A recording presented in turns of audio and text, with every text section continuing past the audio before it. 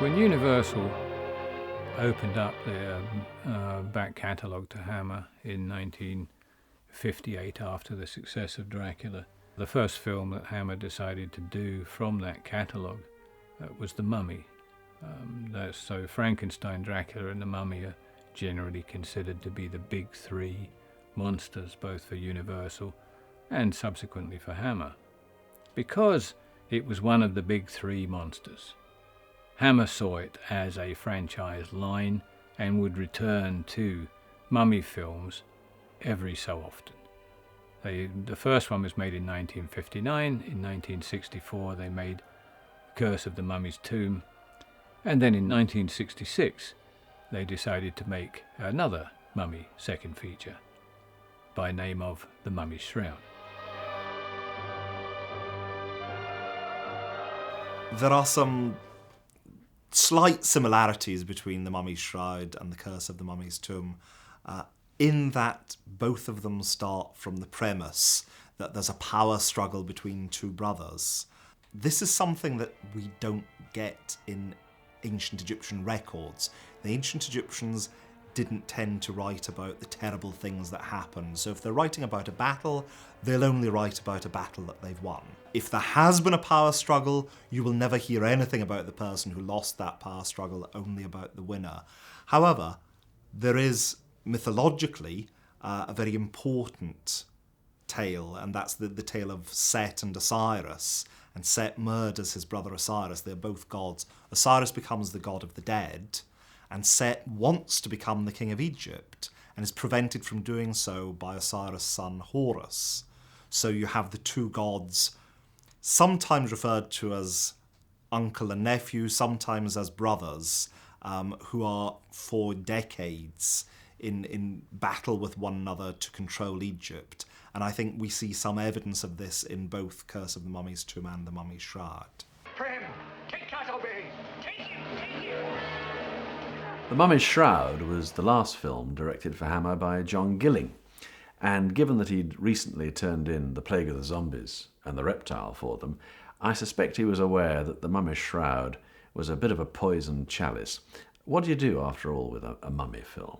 A mummy film really is a kind of prototype stalk and slash film. You've got a kind of automaton threat that stalks through the movie, offing people. And that's about it, really. And after Hammer had thrown the full kind of A-movie budget at their original The Mummy in 1959, and also stressed the romantic aspects inherent in the original story there, in that particular film, where do you go from there? You've just got this killing machine. Well, I think Gilling was aware that he had to create an ensemble piece where there was no clear star of the film. He just had a whole assortment of interesting, not necessarily likable, but interesting characters, so that you'd invest a bit of empathy in these characters and then see them picked off one by one. The classic template, really, for slasher films. Director John Gilling's association with Hammer goes right back to 1935 and The Mystery of the Mary Celeste, on which he was an assistant director.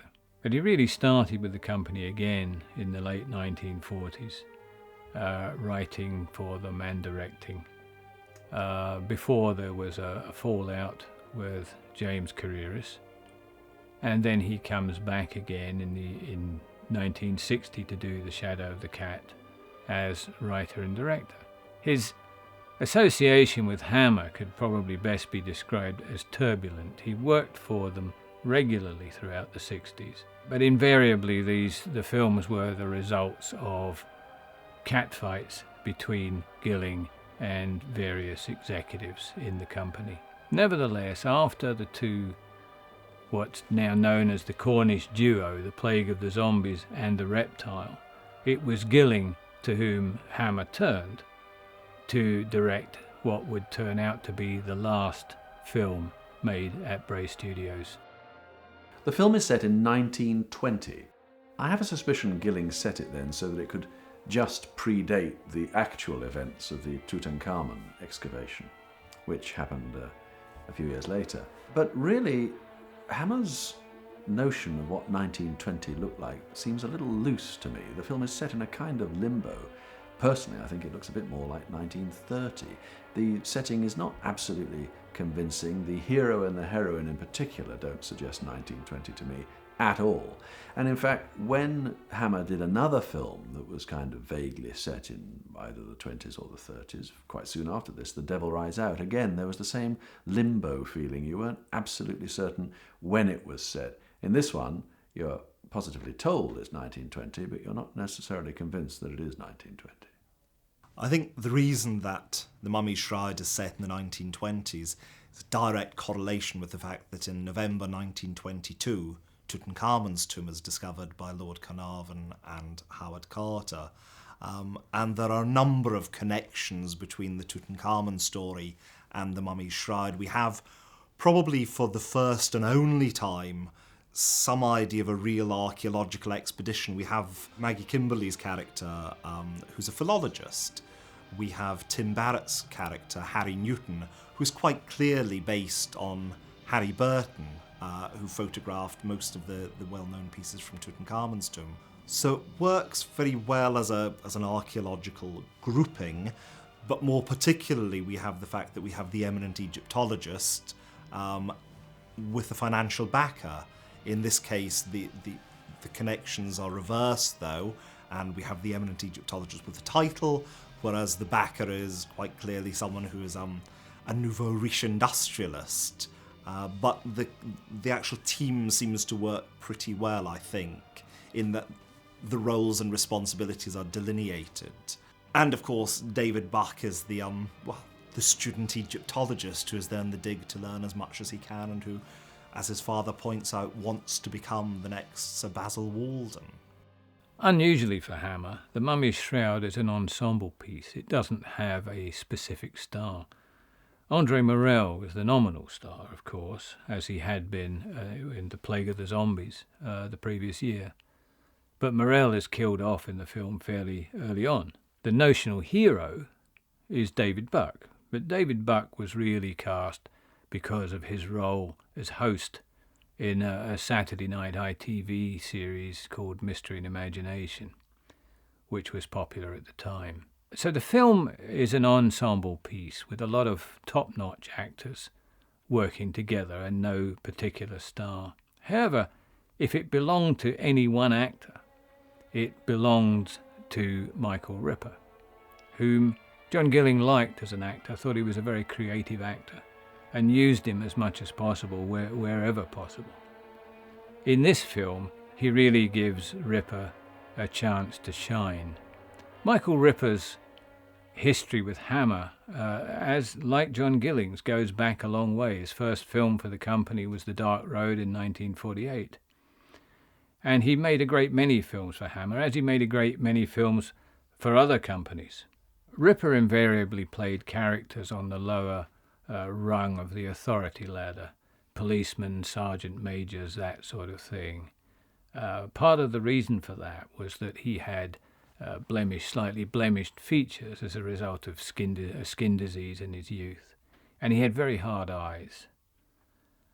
But he was a very small man, a tiny man in truth, and in The Mummy's Shroud, John Gilling cast him as a small man psychologically, a snivelling yes man to the industrialist who finances the expedition.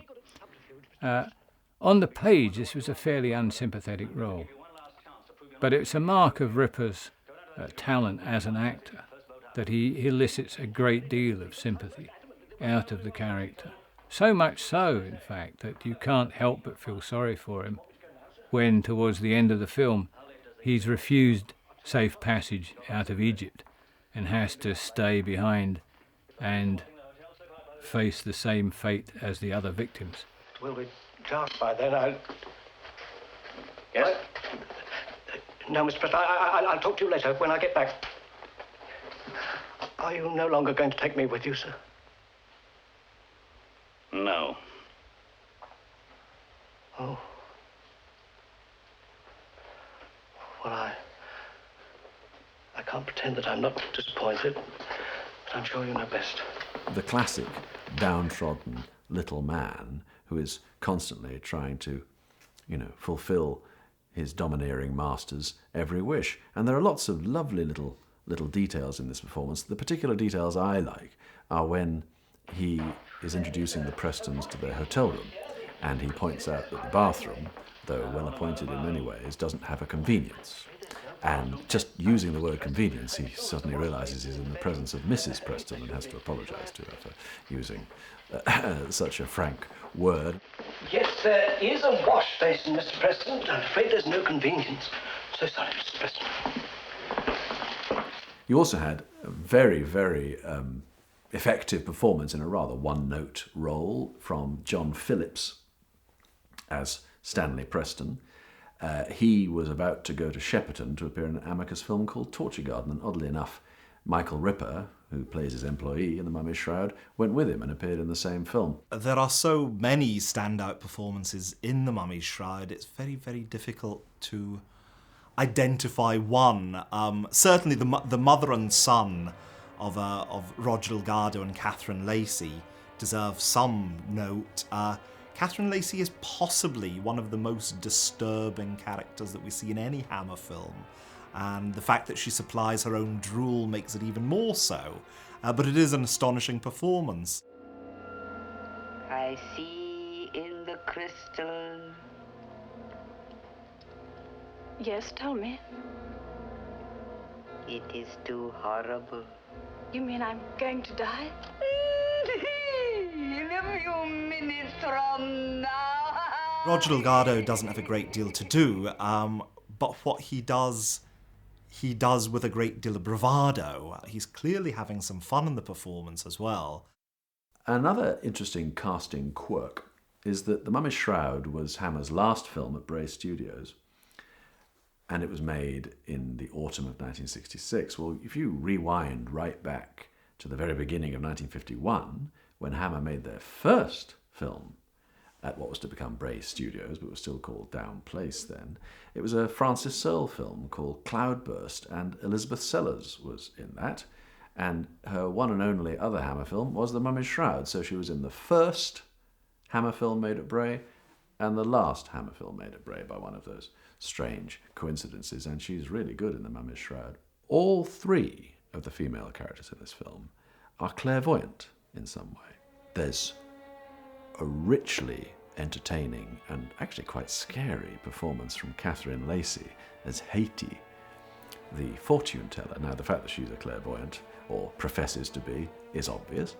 The woman on the expedition, Claire de Saint-Gré, clearly is gifted with some kind of second sight. She's always saying, frankly, unencouraging things to her male counterparts about what the outcome of this expedition will be. And then you get a very interesting character, Barbara Preston, who's married to the self-made millionaire.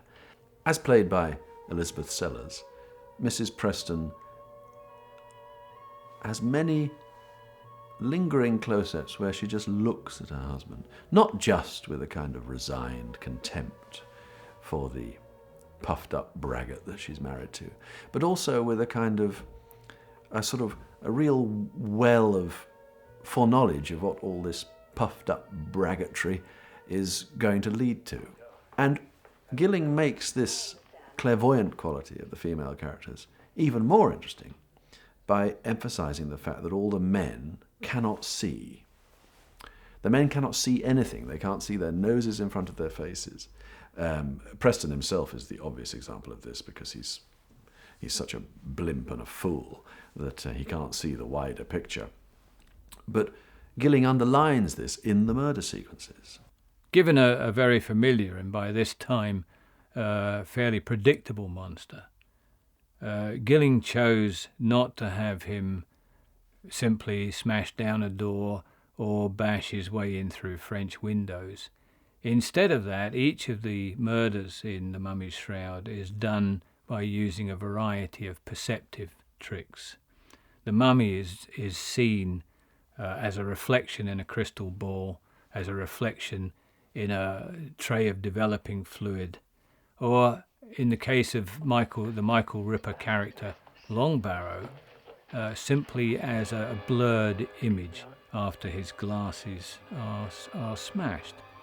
And by these various perceptive tricks, Gilling gives the film a fresh approach to what otherwise would have been a pretty passé subject.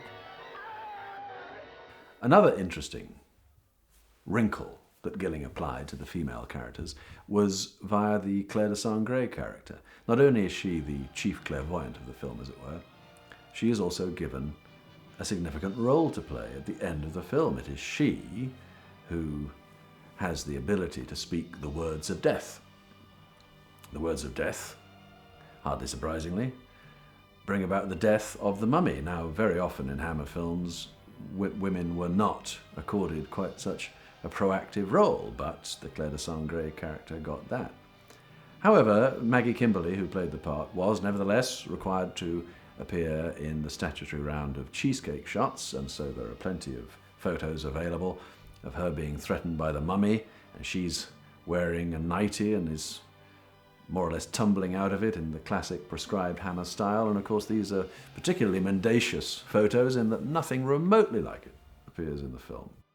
Don Banks wrote the score for The Mummy's Shroud. He did quite a few films for Hammer in the 60s.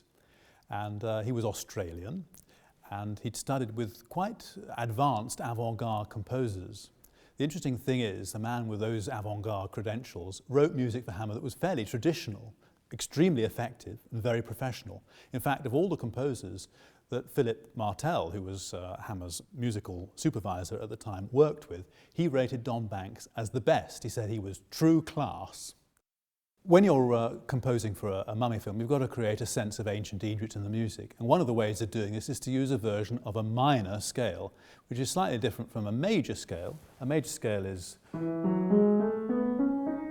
A minor scale sounds more remote.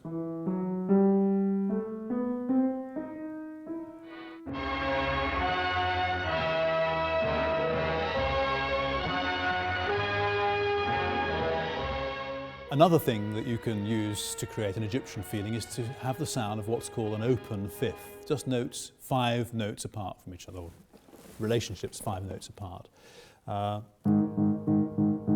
that. A great many composers have created an oriental feeling by just using that sound.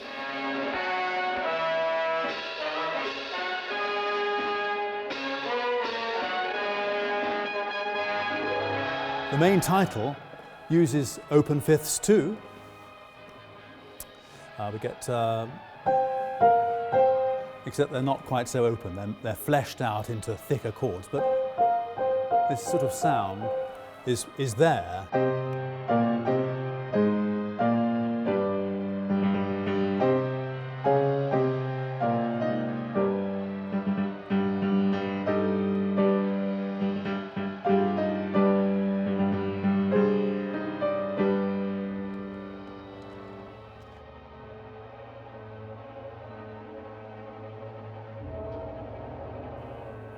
Harry is killed midway through the film by the mummy, and this is an interesting example of how Don Banks was very good at reflecting the editing of the film. What happens is we see Harry burning after he's been killed, developing fluids pushed all over him, and he's burning. And as the flames rise, the music gets more exciting. And then we cut to a close-up of a newspaper which reports the murder. Now, what you could have done is just stop the music when you cut, but in order to maintain the excitement, Don Banks raises the pitch and keeps this trill that he's established during the murder scene going. And so that brings you into the next scene and creates a sense of continuity.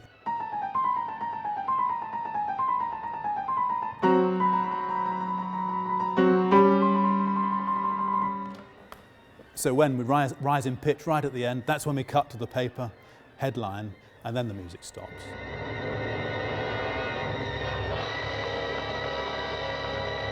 The Mummy's Shroud gets a lot of bad press, not least from its own director, John Gilling, who was rather embarrassed afterwards and didn't make another film for Hammer.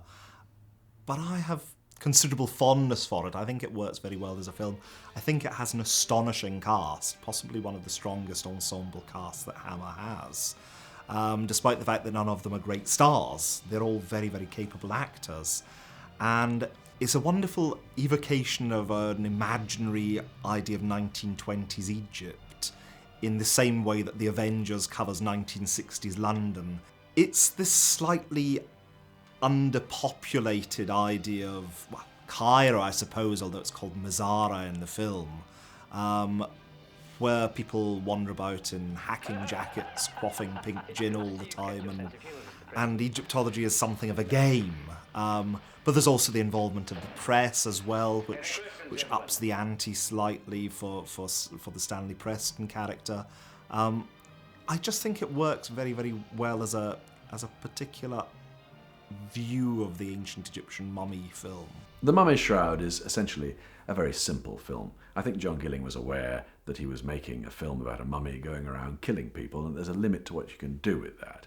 But I think once you've got past that rather cumbersome and unconvincing 8-minute ancient Egyptian prologue, what you have is a really efficient, a very entertaining, and very well acted mummy movie in which Gilling focuses primarily on the murder sequences, which are, after all, the film's raison d'etre, and makes the absolute best of them. And they are some really good, visually interesting sequences, I think.